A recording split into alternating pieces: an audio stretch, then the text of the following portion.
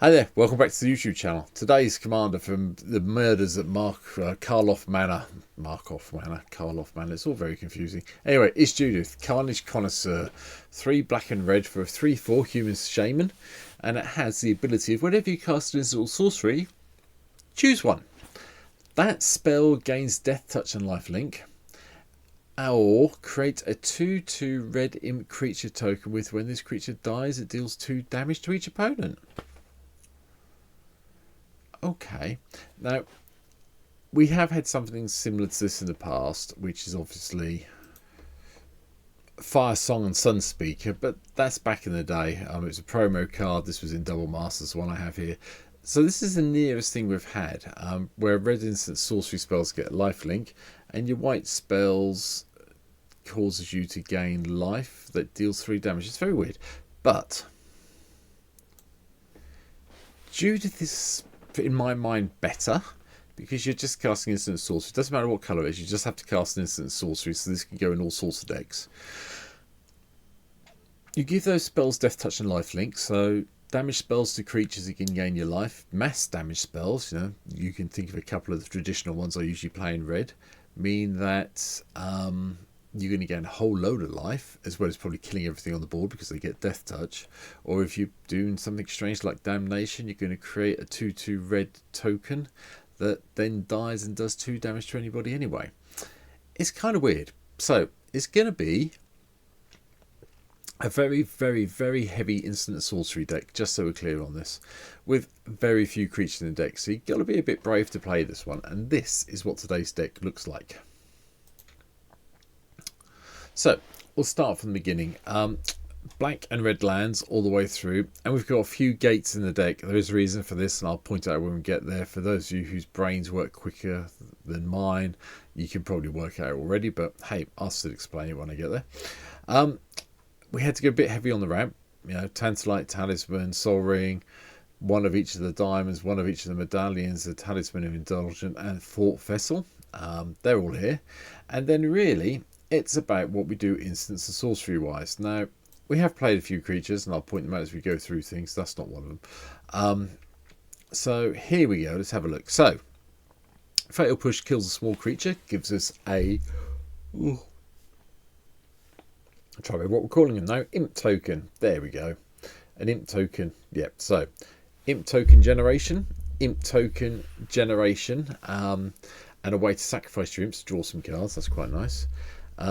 Burst Lightning is going to be Death Touch and Lifelink, so lifelinking. Faithless Looting will give us an imp. Fiery Impulse, Lightning Bolt, Shock all give us Death Touch and Lifelink. Or if we're really short, we can use these to get the imps out if we want some blockers. So swings and roundabouts. Just, I'm going to say most of the ones that do damage, by the way, are going to be going for Lifelink and Death Touch.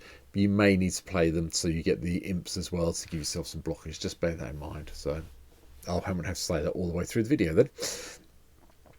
Elixir of Immortality to this, so we can stuff everything back in because I think that's going to be necessary. Go for the Throat gives us an imp once we get Judith in play. Karthik Pyre doubles up as either imp generation, damage, life generation, whichever way you want to look at it. Drawing 2, discarding 2, maybe a little bit off, but hey, who knows. Tamar Dancers is in. We have got things we can discard to draw the cards, so we must have this in as imp generation. Dive Fleet Daredevil comes in just so we can exile a card from an opponent's graveyard and play that instant or sorcery and get a bonus from it that way. Grape Shop just gives us lots and lots of copies of things. Yes, I believe the spell will only get Death Touch and Lifelink once if I understand the rules right, but hey, it's Grape Shot and we might be able to get a few things targeted with it, so that'd be cool. Lightning Strike, you know what it does. Thrill of the Possibility. Tormenting Voice, the second creature in the deck after Judith is Young Pyromancer, because you might as well try and generate some elementals. Double Cast is just good fun. Get to cast an instant, or get to cast this as a sorcery and definitely get an imp off this one. And then whatever we cast next turn, we either can double up on. So, hey hum. One thing worth pointing down here, Swift Foot Boots is in the deck. I do need to protect Judith somehow when she gets into play. 5 mana becomes 7 mana becomes 9 mana, which probably means she's not coming back in again unless you've hit all of the ramp I talked about earlier. So the boots will hopefully give us a little bit of protection for Judith. I mean, to that extent, you can take out, I don't know, one of these, maybe Direfleet Daredevil, and play Vampiric Tutor if you wanted to go and find it. Choice is yours, but hey, that's how I'd look at it. 3 drops. The only real thing with Magecraft, there's a creature that's worth having in this deck, is Sedgemoor Witch. Mainly because it gives us pest tokens as blockers, which means we can gain some life, so that really does help. The Case of the Crimson Pulse is another one you can take out and replace with Vampiric Tutor if you want to, but I think this case should be quite straightforward to solve in this deck because we will be emptying our hand quite regularly. Gates Ablaze is why we have all the gates in the deck. Obviously with this one you go, yep, I'm going to cast this and I'm going to say Death Touch and Lifelink, which means you gain a lot of life and you kill everything on the board unless it's indestructible. So, you know, hey hum. Gutter Snipe had to be here because of all the instant sorceries for casting. Rift Bolt, just a nice cheap way of suspending 3 damage or 3 gaining, or imp if you need it to.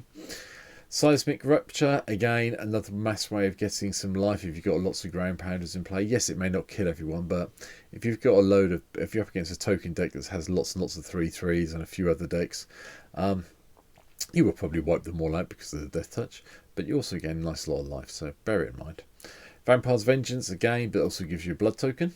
Wheel of Fortune, just so we can discard everything when we get empty-handed and draw 7 new ones. You can drop this most wholeheartedly if you don't want to play this and you don't own it in real life, so think about it that way. Fiery Temper, just another burn spell, that's all it's here for. Likewise, Creeping Chill does damage, not life drain, so you know, it works as well. And Damnation is the one I was talking about earlier. You'll cast this, you will create an imp if Judith's in play, and then you'll watch the imp and everything else die, and the imp will do 2 damage to each opponent when it dies. So let's go for it. Change of Fortune, discard your hand and draw a card for each card you've discarded this turn. Quite got into this. I seem to end up with a lot of lands when I'm playing this deck in my hand, hence why it's hit. I've added it in. I took another card out and put this in instead over the top of it. Mizzix's Mastery, just to make sure we can overload everything in our graveyard without paying its mana cost, and we are casting them, so you know, lots and lots of triggers. Chain Reaction, humongous amount of life gain once you get there. Decadent Dragon, well, I say you get a humongous amount of life gain. You only have to deal 1 damage to each creature when you give them Death Touch and Lifelink, so it may just be 1 per creature, unless they're indestructible, in which case you gain the full amount. So bear that in mind. I'm not sure if you get, say if you've got 4 gates in play and you play Gates Ablaze, you get 4 life even though they're doing 1. Not sure. You'll have to play and see. But anyway, you gain a significant amount of life and clear the board off. Anyway, Decadent Dragon. Attacks, get treasure token. Thank you. Unexpected Windfall, card draw, imp generation. Solemn Sim goes and fetches a land. Volcanic Turret, because why not have a Cascade spell in the deck? And that goes and does loads of damage when you give it in Death Touch and Lifelink. Arc Blade is repeatable Death Touch, Lifelink, or Imp generation every 3 turns. Burn Down the House gives you a whole load of devils to play with your imps, or it just does 5 damage to everything and blows the board up, whichever one you want to do. Double Vision lets you copy the first instant or core sorcery spell each turn, and you get to choose new targets for it, so that's nice. So copies, you know, don't get too excited because you don't get these because you have to cast it, so but the copies are still quite good fun when you need them to be. Reforge the Soul is just a cheaper version of discarding your entire hand and draw 7. Rousing Refrain, again repeatable Death Touch, Lifelink, Imp generation because it goes back into suspend land.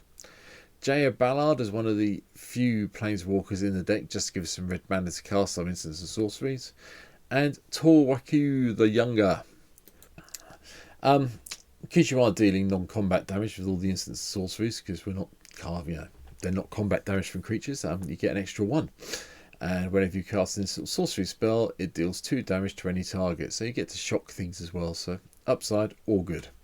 Professor Onyx is the other reason we play Magecraft in the deck, or Liliana if you prefer. When we cast or copy instant sorceries, each opponent loses 2, we gain 2. That's nice. Lose a life, look at the top 3, one in hand, rest in the graveyard. Each player has token for acts creature, each opponent, sorry. And then -8, each opponent may discard a card. If they don't, they lose 3 life. Repeat this process 6 more times. Okay then. Arcane Bombardment, just for a bit of fun and games to get those Instants and Sorceries exiled again and replayed. And then you may cast any number of the copies without paying their mana costs. Whenever you cast a spell, reading cards is good, I think. Blood Money, blows the board up, gives us treasure tokens, and Blasphemous Act. Either going to gain you 13 life for each creature on the battlefield, or 1 life depending how it works. I don't know yet. So, but that's it. I really like the idea of this. So that is my take on a Judith for today. As I promised, as I said yesterday, at the end of yesterday's video, it's a bit of a different spellslinger deck, and this is it. Obviously, if you're watching this on, well, late Thursday evening, Friday morning, breakfast time, whenever it is, you missed the stream last night on Thursday night over here in the UK, you might have seen this played. If not, it will definitely be played coming up on Sunday. Tomorrow, we've got the draft replay stream going up, so you'll see that you can watch that tonight if you want to. See me how I got on in the only draft I've done of this set so far. And I'll be back next week with some more of the new commanders from MKM, talking about what we can do with them in, well, some of the, sorry, let me rephrase that.